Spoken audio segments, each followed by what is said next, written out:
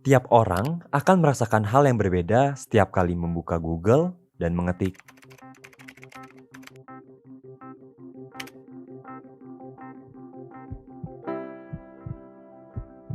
Umumkan langsung kasus corona pertama di Indonesia. Dicek dan tadi pagi saya mendapatkan laporan dari Pak Menteri Kesehatan bahwa ibu ini dan putrinya positif corona. Dunia pendidikan adalah salah satu yang terkena dampaknya. Yang dulunya kita bangun setiap pagi untuk berangkat ke sekolah atau kampus, sekarang semua dilakukan dari rumah masing-masing. Lantas, apa yang dirasakan bagi mereka yang melaksanakan kuliah secara daring? Capek sih. Capek. Nggak fokus, nggak bisa fokus. Sulit untuk fokus. Lelah. Jenuh. Jujur agak ngantuk sih. Sering ngantuk dan sering cemas.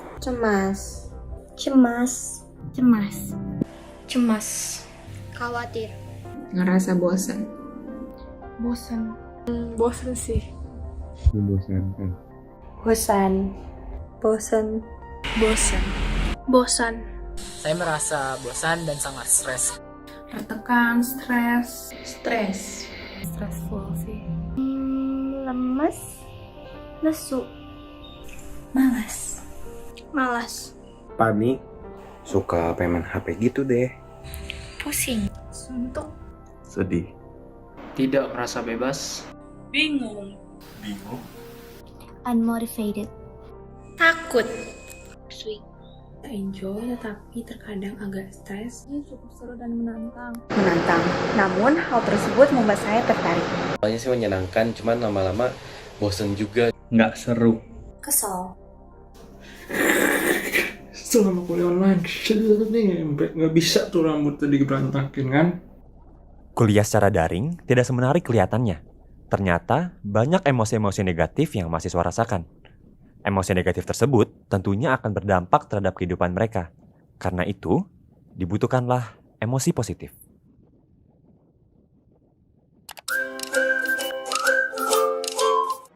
Halo teman-teman semua, kali ini kami berkesempatan untuk menjelaskan positive emotion. Nah, apa sih itu positive emotion?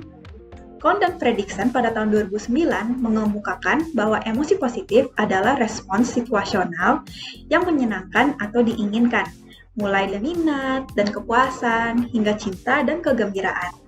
Bukan hanya sekedar suatu sensasi yang menyenangkan. Terdapat 10 bentuk positive emotional. Yang pertama adalah joy. Joy atau sukacita merupakan perasaan yang dihasilkan dari peristiwa-peristiwa tertentu seperti pencapaian atau kemajuan seseorang dalam proses menuju tujuan tertentu. Contoh, ketika kita mendapatkan nilai baik pada tugas yang kita kerjakan dengan susah payah. Yang kedua adalah gratitude. Gratitude atau rasa syukur merupakan kemampuan seseorang untuk menerima perlakuan dari pihak lain secara positif tanpa menyimpan rasa sakit hati atau kepahitan dan dendam, lalu mampu memberikan timbal balik yang positif atas sesuatu yang diterima, dan memberi dengan tulus tanpa mengharapkan balas jasa. Contoh dari gratitude itu sendiri merupakan seorang mahasiswa yang bersyukur lulus dengan tepat waktu, tentunya dengan bantuan orang tua, dosen pengajar, dosen pembimbing, dosen penilai, teman-teman, maupun pacar. Bukan hanya itu saja loh, selanjutnya ada juga mengenai serenity. Nah, serenity atau ketenangan datang dalam bentuk dari emosi positif seperti sukacita, kebanggaan, hiburan, atau kekaguman. Emosi dapat dirasakan ketika lingkungan kita dirasa aman dan akrab. Nah, contoh dari serenity itu sendiri yakni ketika kita merasa tenang dan damai karena telah mengerjakan tugas dengan sesuai dan mendapatkan nilai A dan tidak diremet. Itu akan membuat kita tenang. Nah, selanjutnya ada interest.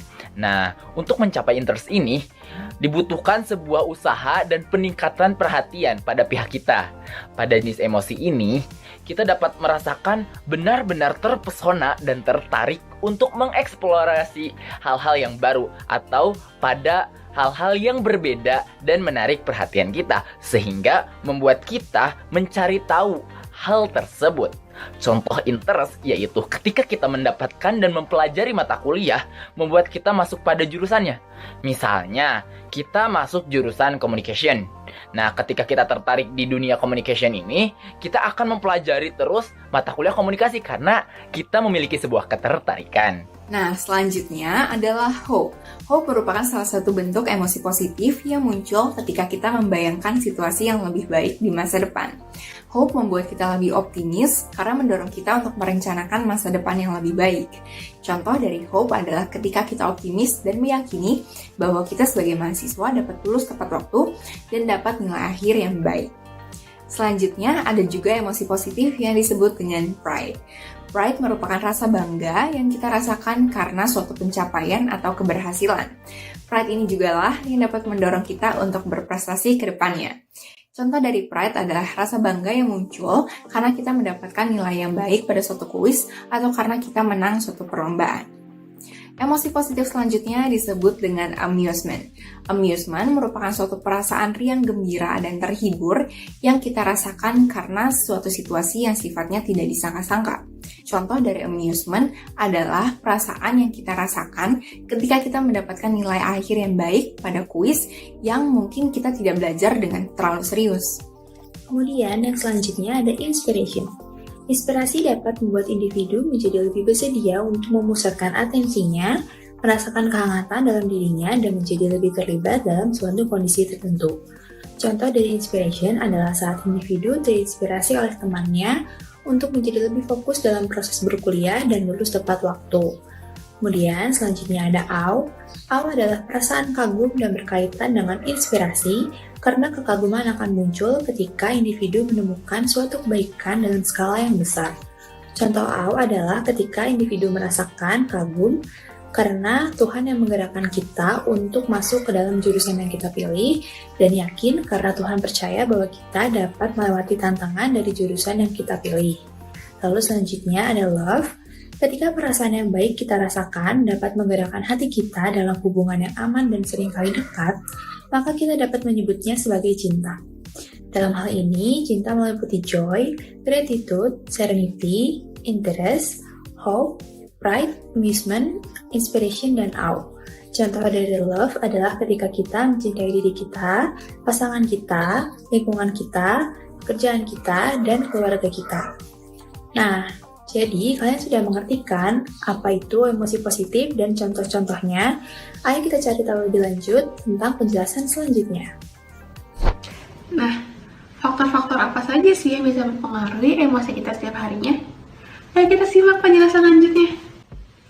Emosi tidak muncul secara tiba-tiba, melainkan disebabkan oleh banyak faktor seperti faktor kepribadian, cuaca, usia, gender, budaya, lingkungan, hubungan dengan orang sekitar, dan lain sebagainya.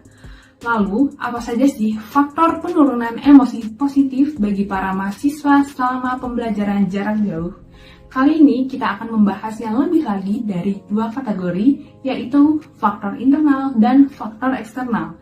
Berikut penjelasannya. Faktor internal mencakup hal-hal yang berasal dari dalam diri kita loh. Berikut beberapa kemungkinan faktor internal terjadinya penurunan emosi positif bagi para mahasiswa atau mungkin bisa kalian juga alami loh. Yang pertama, bosan dengan pembelajaran yang dilakukan secara daring. Bagi mahasiswa, rasa bosan selama perkuliahan daring bisa dirasakan karena terlalu monoton, intonasi yang kurang bervariasi, dan tidak dapat berinteraksi secara langsung dengan teman maupun dosen. Rasa kesepian berpengaruh terhadap kejenuhan belajar.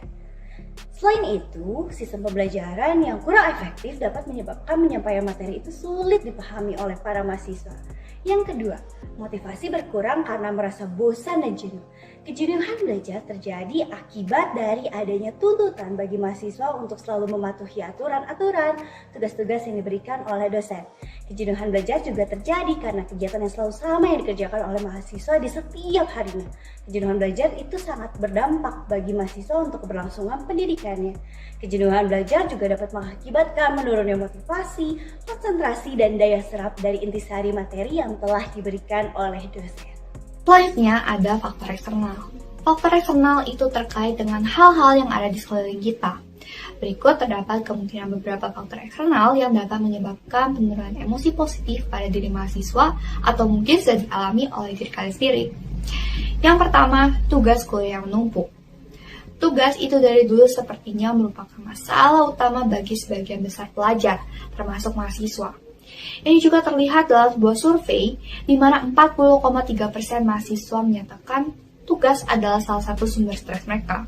Dan berdasarkan penelitian ditemukan stres itu bisa menimbulkan respons emosi negatif seperti kecemasan dan marah.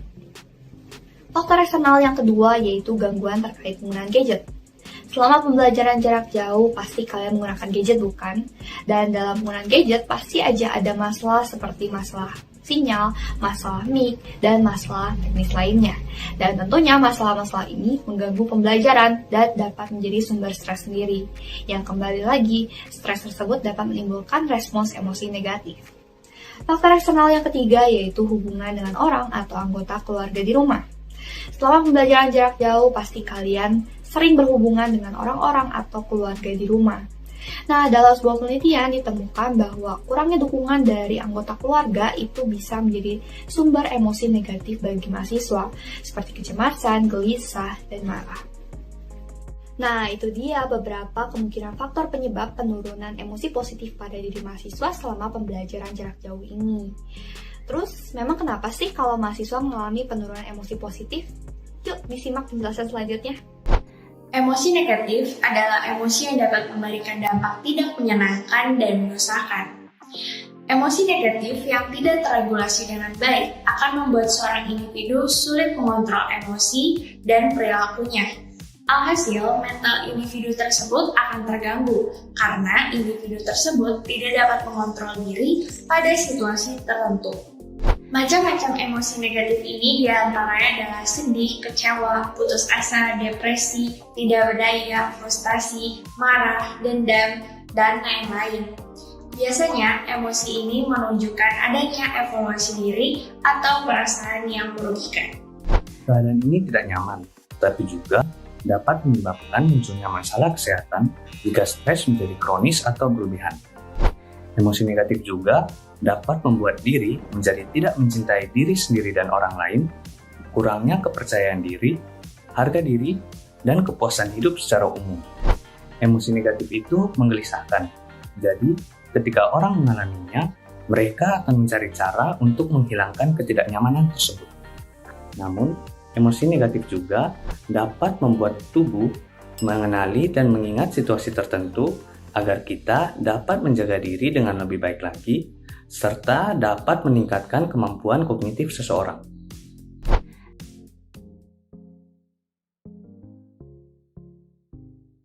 Hai semuanya, jadi apakah kalian sudah tahu mengenai efek unik dari emosi positif berdasarkan The Broaden and Build Theory of Positive Emotion? Yuk, mari kita bahas. The Broaden and Build Theory of Positive Emotions merupakan sebuah model teoritis Yep, that's me. yang menjelaskan mengenai efek unik dari emosi positif. Emosi-emosi positif seperti joy, interest, contentment, pride, and love dapat membangun ide dan kesadaran individu untuk berperilaku positif, serta membangun sumber daya individu baik fisik, intelektual, sosial, dan psikologis yang dapat bertahan lama. Pembangunan ide dan kesadaran serta sumber daya tersebut akhirnya mengarahkan individu untuk berubah menjadi lebih baik. Nah, hasil transformasi ini akhirnya bisa kembali memunculkan pengalaman emosi positif dan begitu seterusnya. Oleh karena itu, emosi positif seringkali dikatakan sebagai siklus yang dapat membantu individu untuk berkembang menjadi lebih baik. Itulah penjelasan mengenai efek unik dari emosi positif secara teori. Supaya teman-teman semua lebih paham nih tentang efek unik ini, yuk kita lihat contoh emosi positif yang dapat mendorong kita untuk berperilaku positif. Yang pertama ada joy. Joy dapat membuka pikiran individu dan mendorong individu tersebut untuk bermain dan menjadi kreatif. Yang kedua ada interest. Ketika individu tertarik terhadap sesuatu, individu tersebut akan terdorong untuk bereksplorasi dan mencari informasi ataupun pengalaman baru. Dengan begitu, individu akan mengembangkan sumber daya intelektualnya dan berubah menjadi individu berkualitas secara intelek. Dan hasil perubahan tersebut akan kembali menimbulkan emosi positif tersendiri dalam diri individu yang bersangkutan. Kemudian ada serenity, yakni emosi positif yang akan mendorong individu untuk menikmati keadaan yang dirasakan saat ini dan mengintegrasikannya ke dalam pandangan baru tentang diri individu sendiri dan dunia di sekitarnya. Dan yang terakhir ada love, yaitu emosi positif yang dapat menciptakan dorongan bagi individu untuk terbuka dan melakukan kegiatan positif seperti bermain, mengeksplor, dan menikmati pengalaman dengan orang yang dicintai. Dengan demikian dapat disimpulkan bahwa emosi positif dapat membuka hati dan pikiran kita sehingga kita menjadi pekan yang kreatif. Dengan terbukanya hati dan pikiran kita terhadap aktivitas positif dapat menyebabkan kita memperoleh pengetahuan baru, keterampilan baru, dan juga cara hidup baru, serta menyebabkan individu bertransformasi menjadi lebih berwawasan, tangguh, dan juga berinteraksi dengan lingkungan sosial, atau dapat dinyatakan bahwa kita akan mengubah diri kita menjadi yang lebih baik. Dengan bertransformasi menjadi seseorang yang lebih baik lagi, kita akan kembali merasakan positive emotions yang akan membantu diri kita dalam mengembangkan mindset dan perilaku agar dapat menjadi pribadi yang lebih baik lagi. Sekian adalah penjelasan terkait the Broaden and Build Theory of Positive Emotions. Selanjutnya adalah penjelasan terkait manfaat konkret dari emosi positif bagi mahasiswa. Yuk disimak. Nah, kira-kira apa aja sih manfaat memiliki emosi positif yang tinggi? Yuk simak penjelasan berikut. Yang pertama, emosi positif membuat kita lebih terbuka hati dan pikirannya, sehingga kita dapat fokus kepada hal-hal lain di luar masalah. Dengan begitu, dunia terasa lebih lega, less stress, dan juga kita merasa lebih bahagia. Yang kedua, emosi positif dapat membuat kita lebih peka terhadap orang lain, sehingga kita dapat mempererat hubungan, mengembangkan hubungan baru, dan menghayati kebersamaan dengan orang lain seperti dengan teman, sahabat, keluarga, dan lain-lain. Yang ketiga, emosi positif juga dapat meningkatkan kinerja, keterlibatan, kreativitas, dan ketahanan emosi agar kita mampu beradaptasi dengan tekanan, situasi stres atau krisis yang mungkin kita alami dalam kehidupan sehari-hari. Yang keempat, emosi positif juga berpengaruh pada kesehatan loh, seperti meningkatkan imun tubuh.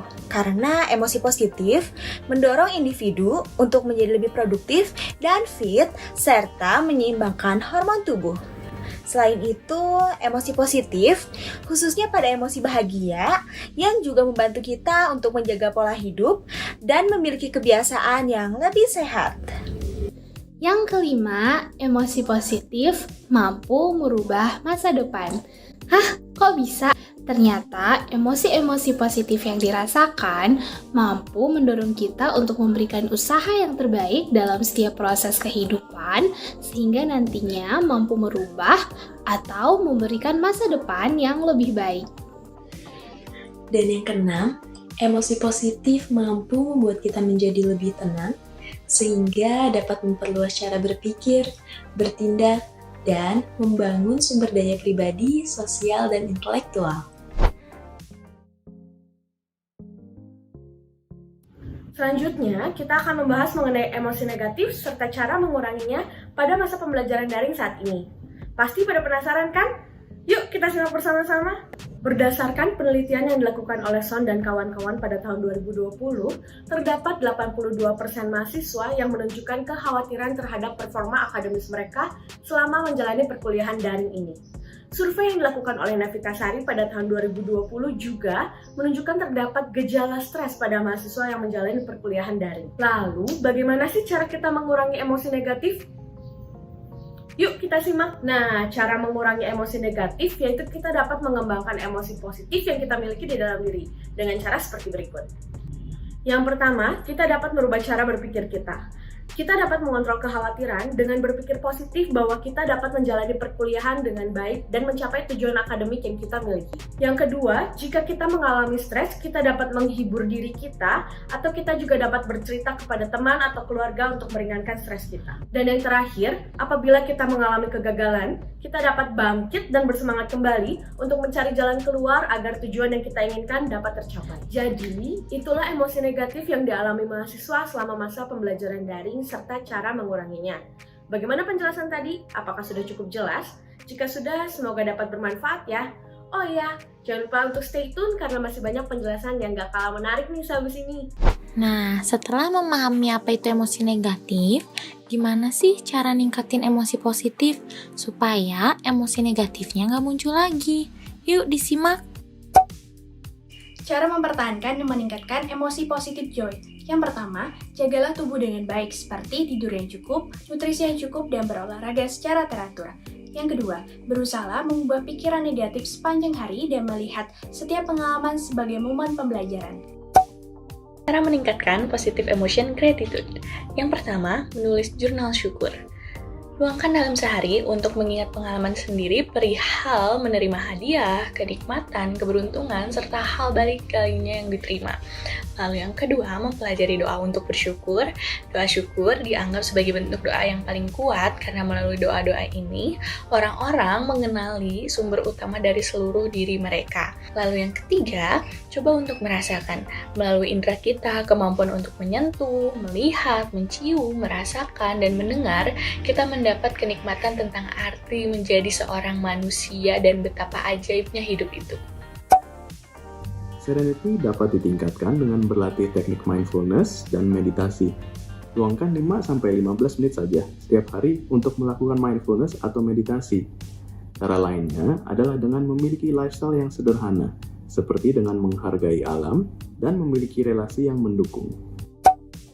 Cara meningkatkan interest. Yang pertama adalah mencari topik lain yang menarik yang tidak memiliki hubungan dengan kebiasaan saat ini. Kemudian yang kedua adalah mencoba eksperimen, karena ketika kita melakukan hal yang tidak biasa, hal tersebut akan membuat kita lebih menarik.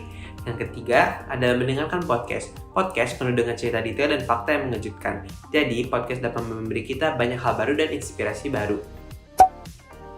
Cara mempertahankan dan meningkatkan emosi positif pride. Yang pertama, melakukan kegiatan yang disukai. Yang kedua, memberikan usaha terbaik sebisa mungkin. Yang ketiga, memberikan feedback positif kepada orang lain. Yang keempat, melihat kehidupan secara holistik, yaitu selalu melihat apa yang baik tentang kehidupan kita. Cara meningkatkan emosi hope. Yang pertama, kalian bisa menetapkan tujuan kalian terlebih dahulu. Yang kedua, kalian bisa menyusun strategi. Dan yang ketiga, kalian fokus untuk mempertahankan motivasi agar tujuan kalian bisa tercapai. Amusement adalah kesenangan yang bisa didapat dengan cara ringan ataupun mudah, seperti menonton genre komedi, bermain bersama teman-teman, berkumpul ataupun bercanda bersama keluarga. Cara mempertahankan dan meningkatkan emosi positif inspiration. Pertama, ikuti akun media sosial orang-orang yang menginspirasi seperti Jerome Pauline atau Maudy Ayunda. Kita dapat membaca postingan-postingan menarik yang mereka bagikan dan tentunya sangat menginspirasi. Dengan begitu, kita dapat terinspirasi untuk belajar dan meraih cita-cita sama seperti mereka. Kedua, pelajari keterampilan baru dari orang-orang yang memang ahli dalam bidang yang sedang kita tekuni. Dengan begitu, kita juga akan terinspirasi untuk menjadi hebat sama seperti mereka. Cara mempertahankan dan meningkatkan emosi positif out. Yang pertama, mendengarkan musik. Ketika lagu favorit kita diputar, lagu tersebut akan langsung mengubah suasana hati kita dan memicukan rasa kagum. Yang kedua, luangkanlah waktu setiap hari untuk berjalan-jalan di lingkungan sekitar, seperti menyaksikan matahari terbit atau terbenam dan menatap bintang-bintang. Cara untuk meningkatkan positive emotion love. Yang pertama, mencoba untuk bermain bersama dengan orang terdekat. Lalu yang kedua, berusaha untuk mengeksplorasi dan menikmati kehidupan saat ini bersama orang terdekat atau orang yang kita sayang.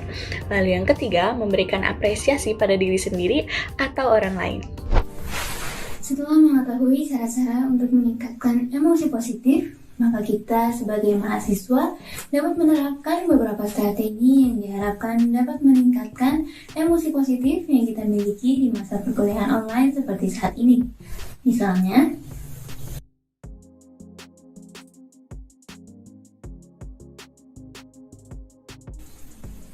strategi pertama adalah savoring atau menikmati, di mana mahasiswa dengan segenap hati menikmati momen dan emosi positif yang dirasakan.